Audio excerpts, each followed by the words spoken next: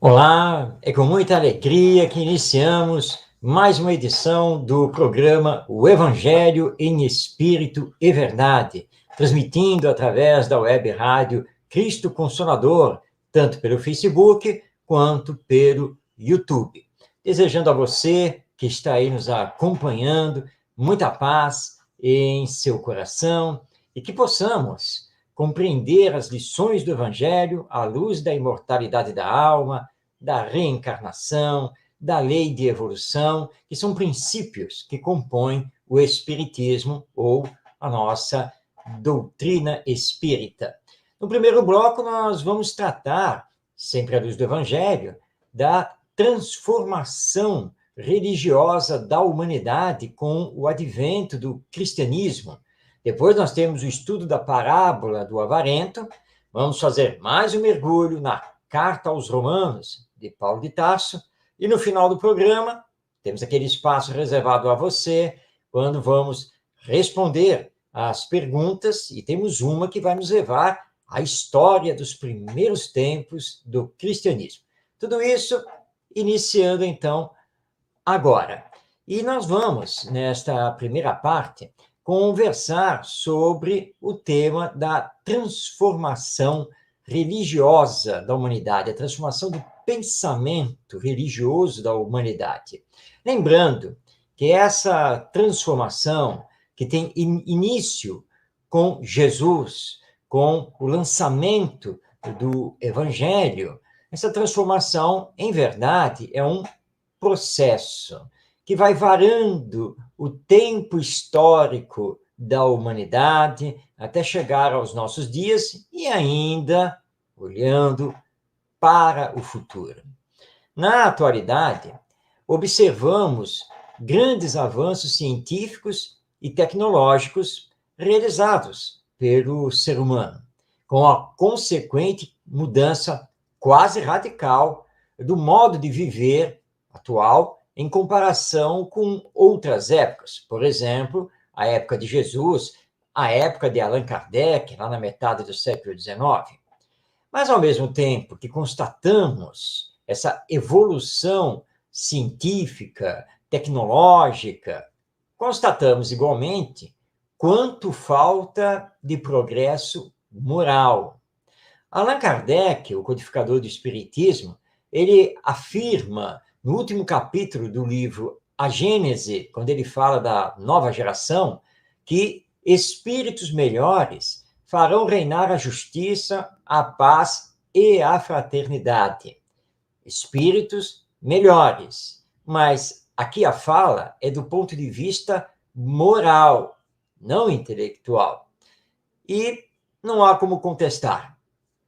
Ainda estamos muito longe de colocar plenamente em ação os ensinos do nosso Mestre Jesus. Basta olhar para a humanidade e nós vamos perceber o quanto que o egoísmo e o orgulho, com todo o seu cortejo de vícios morais, predominam.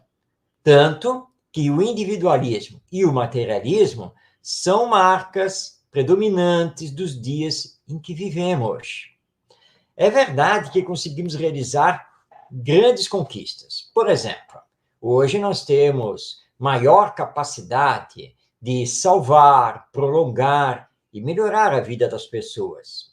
Hoje, nós temos mais competência para transformar a vida, reestruturando a civilização e o próprio planeta.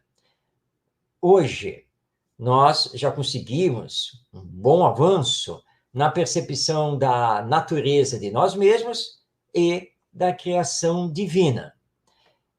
São paradigmas. Entretanto, apesar desses avanços, não conseguimos resolver os problemas da corrupção, desonestidade, violência, fome, drogas, desgaste sexual e tantos outros que conhecemos muito bem. O que nos leva, então, a concluir que falta conquistar um outro paradigma, ou seja, o do progresso moral. E esse progresso moral, ele só pode ser alcançado pelos esforços de uma educação que tenha por base o amor, que trabalhe os sentimentos, que desenvolva o senso moral. E isso não sou eu, o Marcos Demário, que estou afirmando.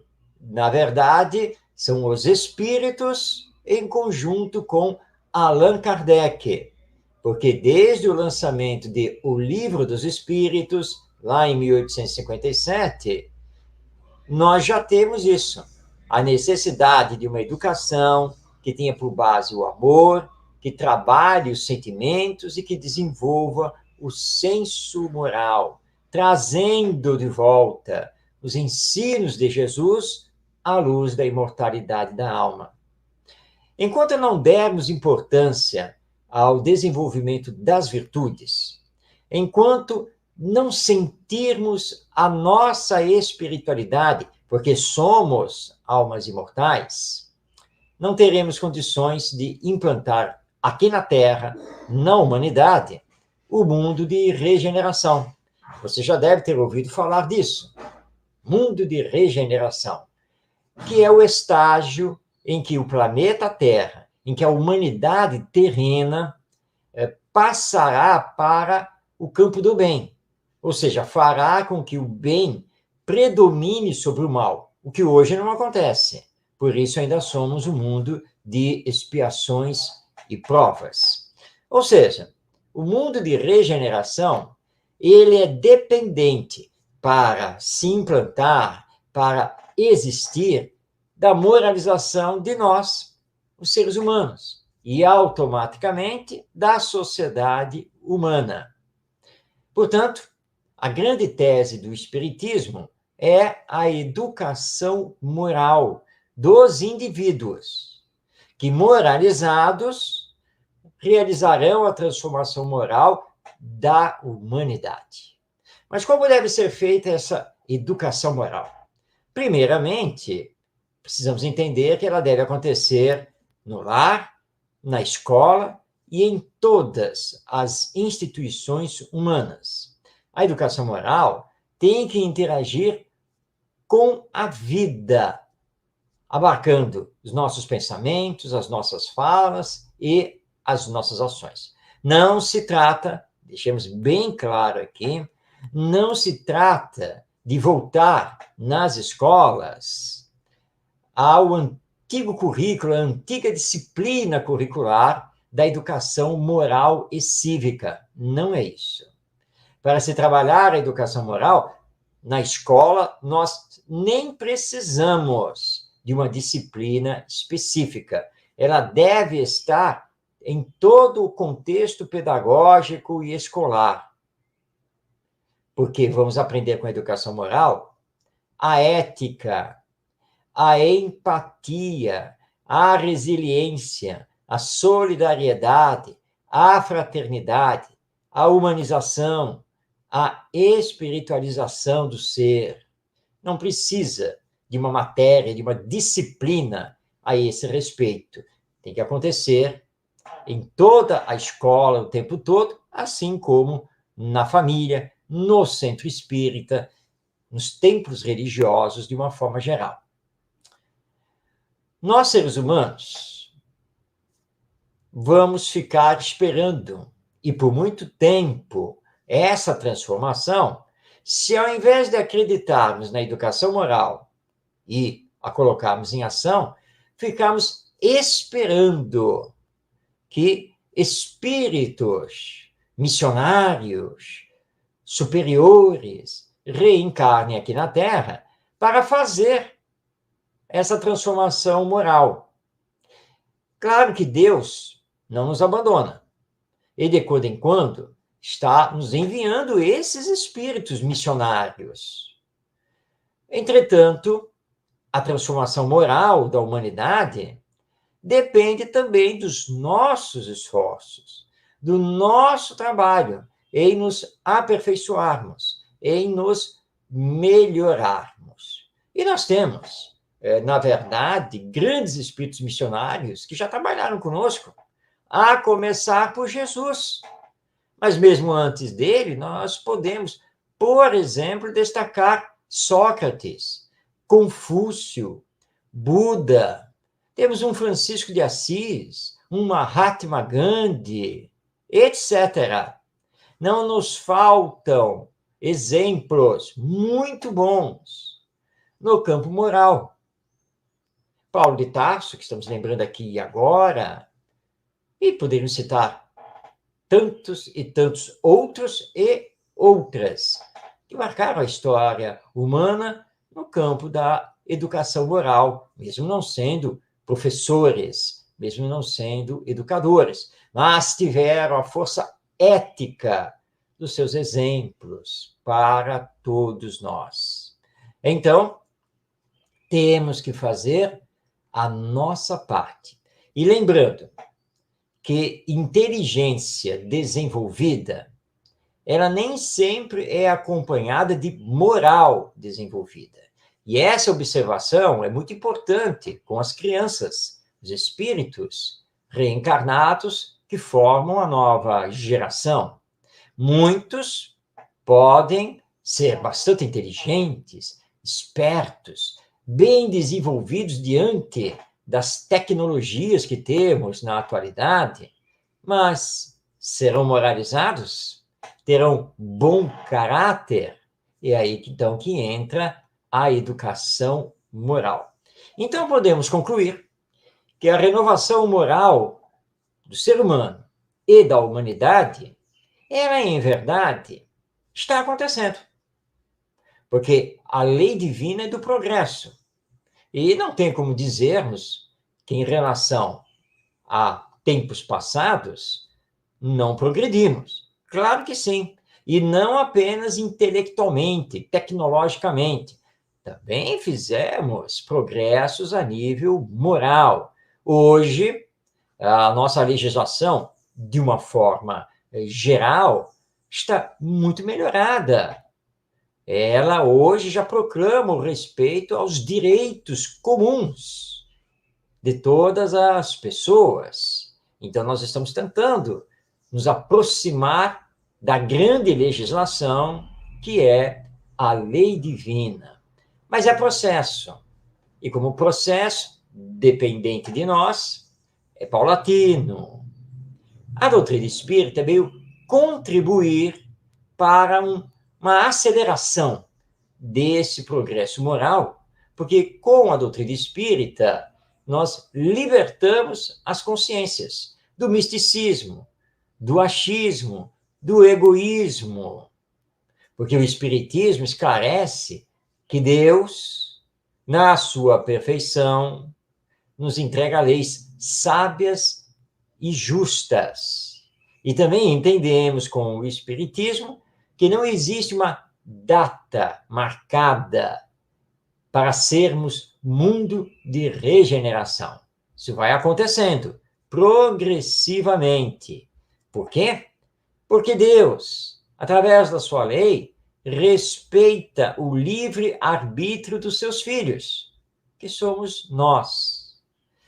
Mas lembrando que, embora a lei divina respeite o nosso livre arbítrio, a nossa liberdade, é também da lei divina que devemos arcar com as consequências do uso que fazemos do nosso livre-arbítrio, da nossa liberdade. Quem semeia é o que deve colher. Nessa transformação moral do homem e da humanidade, vai contribuir, e vigorosamente, o Evangelho segundo o Espiritismo, de Allan Kardec. Por falar nisso, no Evangelho segundo o Espiritismo, vamos mostrá-lo aqui na tela, ilustrando aqui o nosso programa. Essa aqui é a edição da LAC, que é lá de São Paulo, capital, na tradução de José Herculano Pires. Esta obra é, de fato, muito importante e veio trazer para nós um novo paradigma, um novo tempo nesse processo de evolução e de transformação do pensamento religioso da humanidade. Mas nós vamos seguir esse assunto no próximo programa, porque nós também vamos abordar o tema progressivamente. Há muita coisa ainda a dizer. Fique ligado, no próximo programa nós estaremos aqui de volta, continuando este assunto da transformação do pensamento religioso da humanidade e inserindo o Evangelho segundo o Espiritismo nessa história. Isso porque agora está na hora de estudarmos mais uma parábola do nosso Mestre Jesus. Você que tem acompanhado o programa já sabe que nós, a cada programa, estudamos uma parábola, sempre na visão do Espiritismo. Hoje, nós temos a parábola do avarento. Dependendo da tradução do Novo Testamento, essa parábola também é conhecida como parábola do rico insensato. Em algumas traduções, também é chamada de parábola do mal rico. Mas vamos ao conteúdo. O que interessa é a parábola em si e não o nome que damos a ela. Ela aparece no Evangelho segundo Lucas, no seu capítulo 12, versículos 16 a 21. É a seguinte, essa parábola. As terras de um homem rico produziram muito fruto, e ele discorria consigo: que hei de fazer, pois não tenho onde recolher os meus frutos?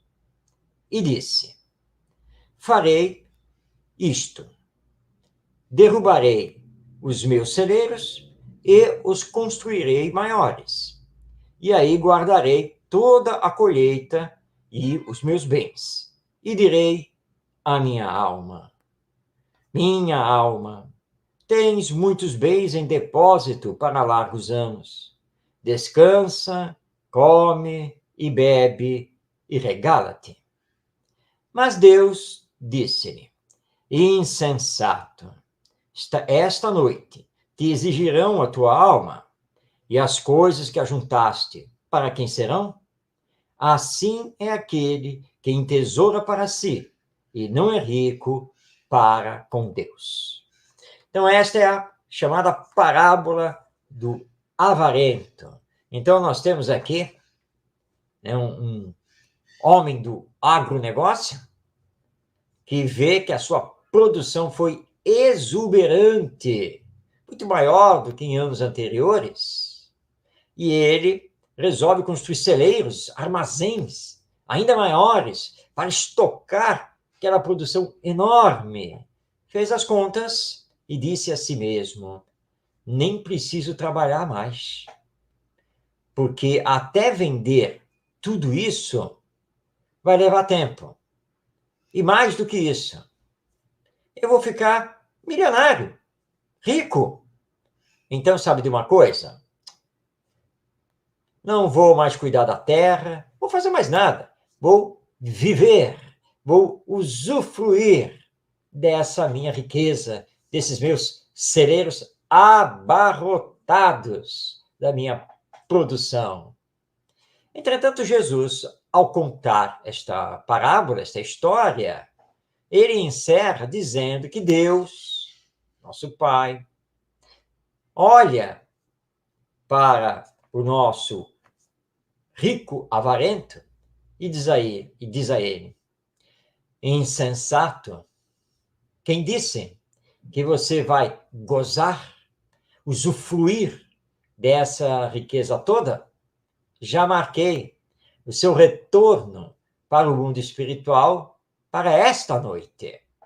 Ou seja, naquela noite, o rico avarento iria desencarnar. E aí, então, Deus pergunta a ele: e já que você vai morrer, já que você vai retornar ao mundo espiritual, para quem serão todos os seus bens que você está fazendo as contas? E Jesus encerra a parábola com uma advertência muito séria. Assim é aquele que entesoura para si e não é rico para com Deus. Entesourar para si é viver egoisticamente.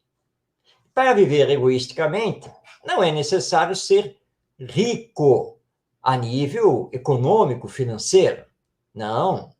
Nós podemos ter o nosso emprego, receber o nosso salário mensal e sermos egoístas.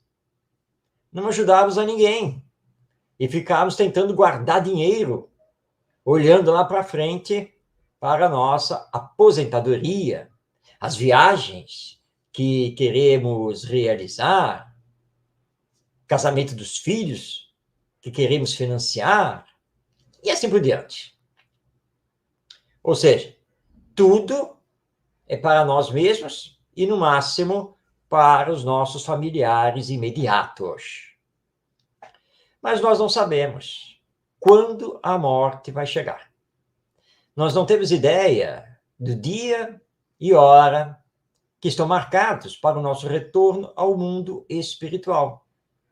E se isso acontecer, nos pegando desprevenidos, vamos voltar com o quê para o mundo espiritual?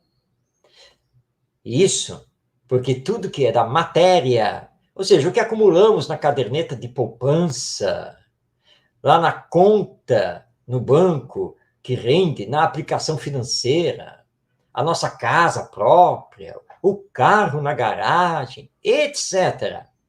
Todas essas coisas são da matéria. Ora, tudo que é da matéria, na matéria fica. No nosso retorno ao mundo espiritual, não vamos levar a aplicação financeira, não vamos levar a poupança, não vamos levar o carro, nada dessas coisas. Tudo vai ficar, inclusive o corpo, porque o corpo biológico vai se desintegrar, vai fazer seus elementos retornarem à natureza. Nós vamos retornar ao mundo espiritual apenas e tão somente como espíritos que somos, e levando conosco a consciência, que em verdade Deus não nos julga, porque a lei divina já está gravada na nossa consciência. Somos nós mesmos que nos julgamos e que vamos perceber se fizemos o bem ou o mal, se formos egoístas ou caridosos, orgulhosos ou humildes, se utilizamos ou não da fraternidade e da solidariedade, se empregamos os nossos esforços no amai-vos uns aos outros. É isso que vai acontecer. Então vamos levar para o mundo espiritual apenas e tão somente os vícios e as virtudes que cultivamos aqui na existência terrena. Daí a advertência de Jesus. Que adianta entesourar para si e não para com Deus? Que adianta dar um grande valor à existência terrena, material, se somos almas imortais, se a vida continua no depois da morte, e haveremos de partir de retorno ao mundo espiritual? E conhecemos isso tão bem. Basta estudar a história humana, olhar para a nossa família, olhar para os nossos lados, para ver que as pessoas morrem, desencarnam. E ninguém leva nada da matéria para o outro lado da vida. Nós sabemos isso muito bem. Vemos hoje as pesquisas arqueológicas sobre o Antigo Egito. Quantas e quantas tumbas já não foram descobertas? E, junto ao sarcófago, com o corpo mumificado, todos os bens, todos os objetos, todas as pinturas estão lá. Porque o morto, a alma, ela não pode levar para a espiritualidade o que é da matéria. Nós sabemos disso. Daí, então, o Espiritismo nos conclama a um grande esforço para entesourarmos virtudes, bondades, ações de caridade, realizando o nosso desenvolvimento moral e espiritual. Esse é o clamor do Espiritismo para nós. E que saibamos, então, bem empregar a riqueza, aquilo que possuímos, pensando sempre no bem coletivo e não apenas em nós.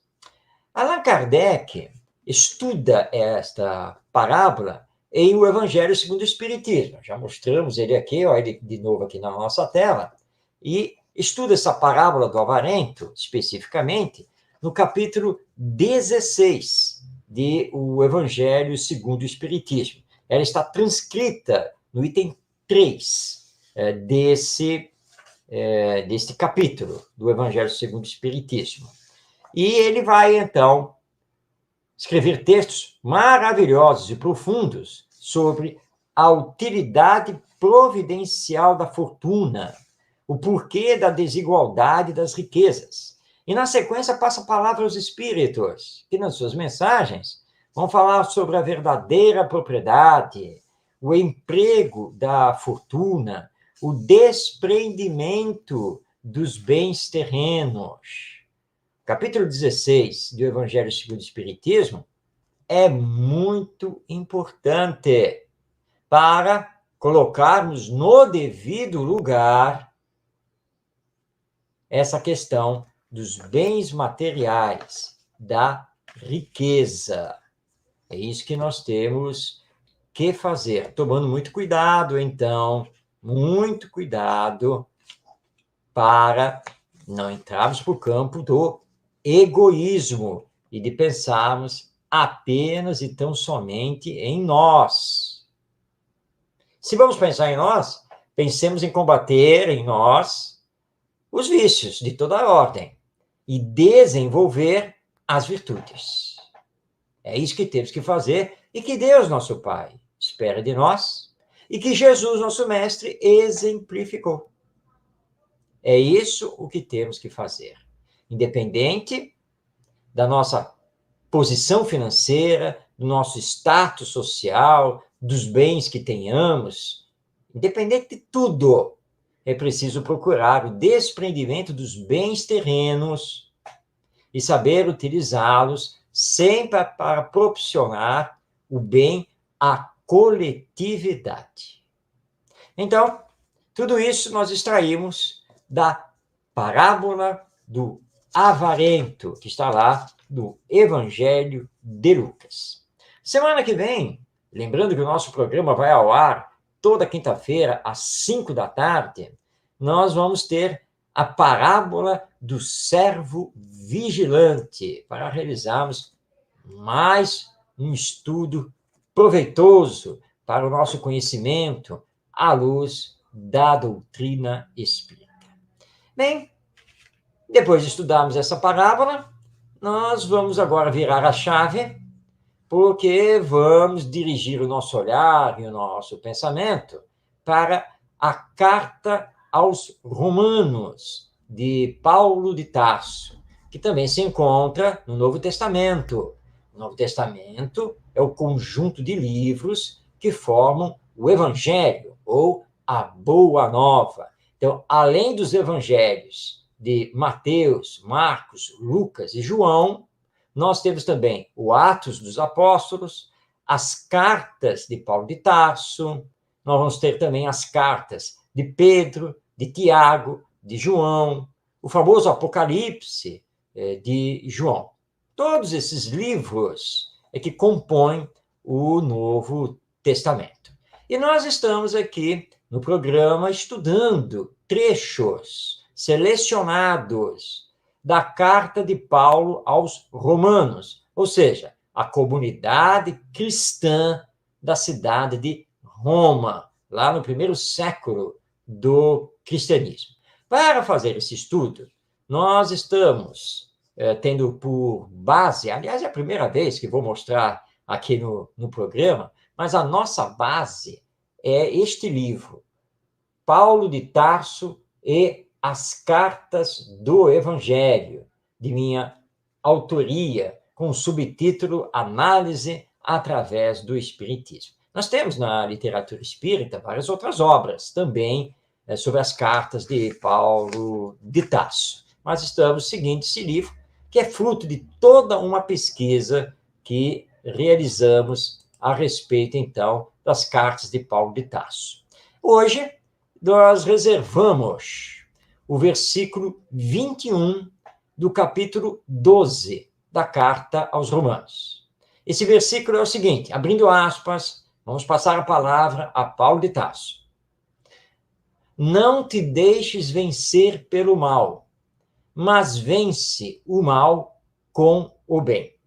Assim, antes que eu esqueça, porque depois vão acabar perguntando, este livro aqui, Paulo de Tarso e as Cartas do Evangelho, de minha autoria, é um livro digital, ou seja, ele não existe na versão impressa, física, e é um lançamento exclusivo da Amazon. Então, se você se interessou pelo livro, você deve acessar o site da Amazon, amazon.com.br.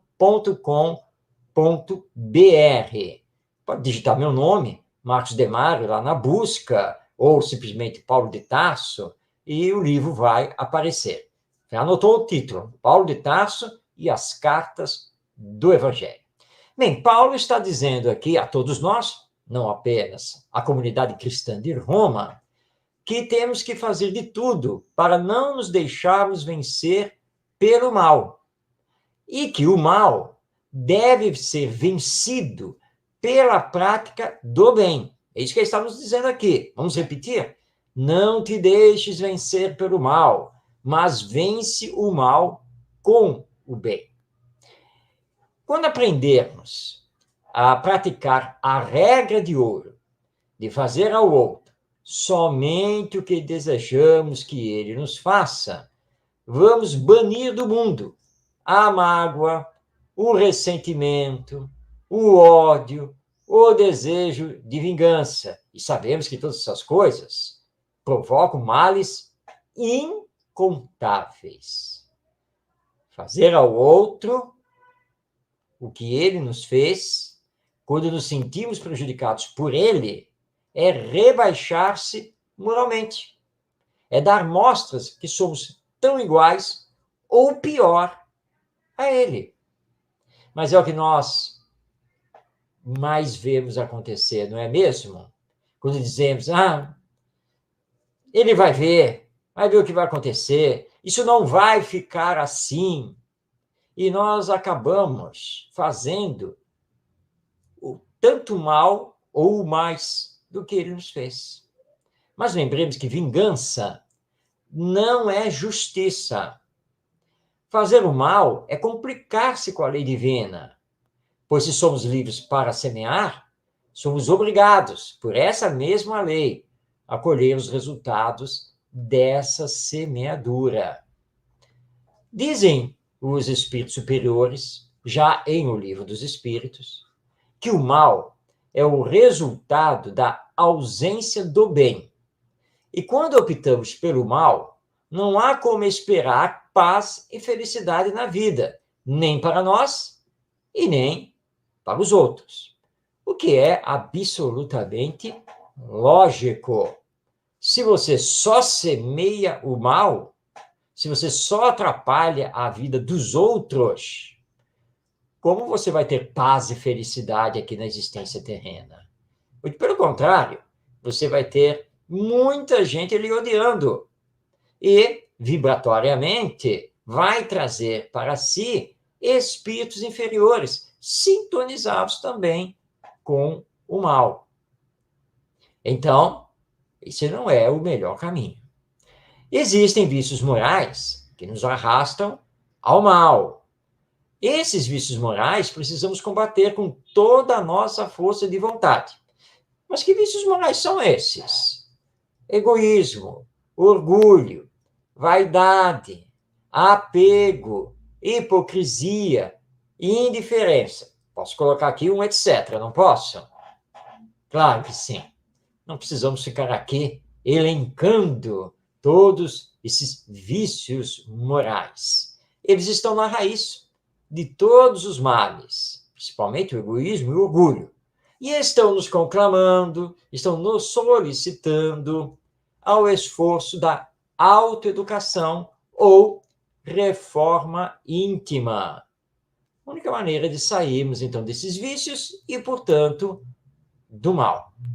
Allan Kardec, nosso codificador, ele nos lembra que reconhece-se o verdadeiro espírita pelos esforços que ele faz em dominar suas más inclinações. Isso é um trabalho de educação consigo mesmo, fazendo com que, paulatinamente, as virtudes se desenvolvam e transformem os vícios. Esse é o grande trabalho que temos que fazer. É trabalho de autoeducação, mas é também trabalho de educação da família. E é também trabalho de educação da escola. Nós estamos preocupados demais em adquirir conhecimentos, em nos intelectualizarmos. E estamos esquecendo que os grandes desastres humanos decorrem da nossa falta de desenvolvimento moral. Então, temos que fazer com urgência esse trabalho de educação nossa. Eu me educando, eu combatendo em mim mesmo as más tendências de caráter, eu procurando desenvolver cada vez mais as virtudes, as qualidades morais. Então, compreendemos nessa palavra de Paulo de Tarso que o mal que nos atinge deve ser combatido com o bem. Se alguém nos bate numa face, ofereçamos a outra face, como diz o ensino evangélico de Jesus. Ou seja, se recebemos o golpe do mal, devolvamos com a prática do bem, mostrando superioridade moral. Foi isso que Jesus quis dizer, quando disse, se alguém lhe bater na face direita, oferece a outra.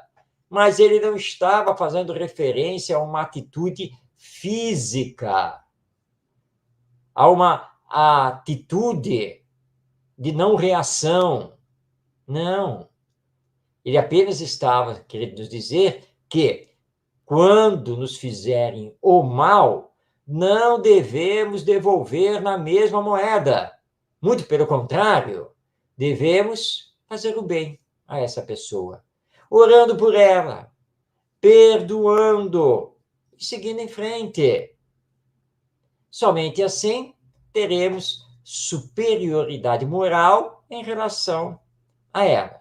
Portanto, se você é alvo de calúnias, sim, você pode fazer os devidos esclarecimentos, mas não esqueça de fazer isso com fraternidade e orando pelo caluniador. Se alguém está lançando aí mentiras, inverdades a seu respeito, esclareça com bondade. Se alguém usou de violência para com você, calma, perdoa, auxilia e continue sua caminhada terrena, sempre com Jesus, sempre com o Evangelho. Portanto, nunca devolver o mal com o mal, porque isso nunca solucionou qualquer contenda. Pelo contrário, fomentou mais desavenças e complicou os relacionamentos, inclusive com tragédias. E podem esses relacionamentos complicados, desequilibrados, se arrastarem por várias existências. Vamos vencer o mal com o bem? Esse é o convite de Deus para todos nós, convite que foi formulado por Jesus e foi resgatado, relembrado por Paulo de Tarso na sua carta aos Romanos, lá no versículo 21 do capítulo 12, quando ele disse: não te deixes vencer pelo mal, mas vence o mal com o bem. Belíssimo este estudo do nosso Paulo de Tarso. É fácil? Não, não é fácil. Nós ainda somos espíritos imperfeitos, estamos cheios de problemas ainda, de dificuldades, ainda nos deixamos levar um tanto mais, um tanto menos, pelo egoísmo, pelo orgulho, pela vaidade, e muitas vezes realmente nós temos o desejo da vingança. Nós acabamos até pedindo a Deus que se vingue por nós, vamos dizer, não, Deus está vendo, deixe estar, que logo, logo vai acontecer alguma coisa com essa pessoa. Estamos desejando o mal. Mas tanto Jesus quanto Paulo vieram nos lembrar que o mal deve ser respondido pelo bem, através do perdão, do auxílio, da oração, e que temos que seguir a nossa caminhada em frente, rumo à perfeição. Não podemos ficar parados no meio do caminho. Nós espíritas conhecemos isso muito bem, porque nas reuniões mediúnicas, sejam de assistência espiritual, seja de desobsessão, nós temos relatos pungentes de espíritos, homens e mulheres desencarnados, que não souberam se conter e se deixaram levar pela mágoa, pelo rancor, pelo desejo de vingança, e que agora sofrem moralmente no mundo espiritual muito mais do que sofreram aqui na Terra. Precisamos aprender a perdoar. E para aprender a perdoar, nós temos que compreender. É isso que temos que fazer. Por isso o espírito Casimiro Cunha, no livro... me fugiu o nome do livro. Estamos aqui, programa ao vivo é assim mesmo. Vou ficar devendo aqui o nome do livro. Psicografia do nosso querido Chico Xavier. E o Casimiro Cunha, num poema, ele encerra todas as estrofes dizendo: auxilia, perdoa e passa. Ou seja, segue em frente. Será que conseguimos fazer isso? Está difícil? Mas esse é o esforço que temos que fazer. E assim vai chegar uma hora em que não vamos nos considerar atingidos. Não teremos por que guardar nenhuma mágoa, nenhum ressentimento, e nem vamos achar que alguém nos fez o mal, porque estaremos vivendo de acordo com a lei divina. Estaremos vivendo seguindo os ensinos do Evangelho, esse Evangelho que o Espiritismo veio restaurar, veio reviver através da imortalidade da alma.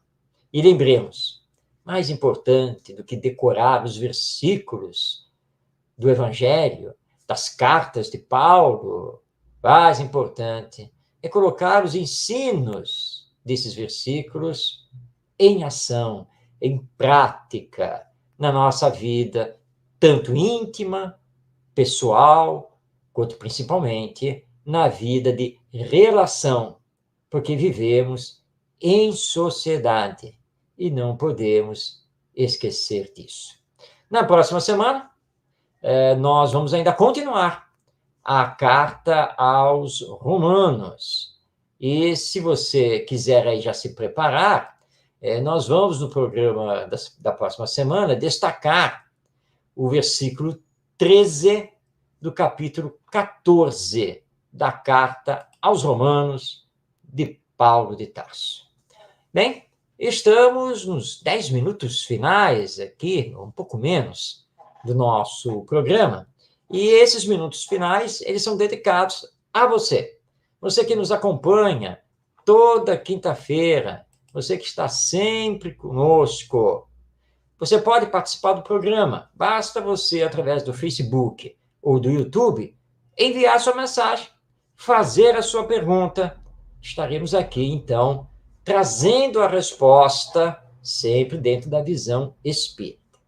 Nós recebemos a participação do Geraldo Neves. O Geraldo, ele também assiste o nosso programa, mas ele faz parte também de um grupo de estudo do Espiritismo, ao qual nós igualmente pertencemos. Ele aproveitou, então, o grupo de estudo para direcionar uma pergunta que, claro, nós fizemos os esclarecimentos dentro do próprio grupo de estudo, mas que vimos que era uma pergunta bem importante, bem interessante para trazermos aqui para o programa. Então, nosso Geraldo Neves pergunta: como surgiram as igrejas cristãs? Excelente pergunta, né? É uma pergunta de história. Como que aconteceu isso? Naquela época do Império Romano, dominando a Europa e a Ásia. Como que as igrejas cristãs surgiram? Antes de começarmos aqui a explicar, nós temos na literatura espírita, e também fora da literatura espírita, mas vamos focar na literatura espírita, alguns bons livros a respeito dessa história. Entre esses livros, eu vou mostrar aqui na tela um deles, do Antônio César Perry de Carvalho, Cristianismo dos Séculos Iniciais, que é uma publicação da Casa Editora O Clarim, lá de Matão, no estado de São Paulo. Está aqui o subtítulo, Aspectos Aspectos históricos e visão espírita. Então, isso aqui é um livro ótimo para ser lido e para se conhecer essa história. Como surgiu o movimento cristão, o cristianismo, como surgiram as igrejas cristãs. Bem, vamos conhecer rapidamente aqui um resumo dessa história. Depois da crucificação do nosso Mestre Jesus, este retorna através do chamado fenômeno da ressurreição, e nós espíritas sabemos que, na verdade, foi a presença de Jesus em espírito, com seu perispírito materializado, onde ele, durante 40 dias e 40 noites, preparou não apenas os seus discípulos, mas todos os seus seguidores, para darem continuidade à divulgação da sua palavra, ou seja, do Evangelho. A primeira igreja, ou comunidade cristã, foi inaugurada pelos seus discípulos na cidade de Jerusalém e recebeu o nome Casa do Caminho, porque se caracterizava não apenas pelo estudo das palavras do Mestre Jesus, mas também pelo atendimento caridoso dos pobres e dos doentes. Então, era um caminho. E os cristãos, como chamamos hoje, na verdade, passaram a ser conhecidos como os homens e mulheres do caminho. Isso vai prevalecer por um bom tempo.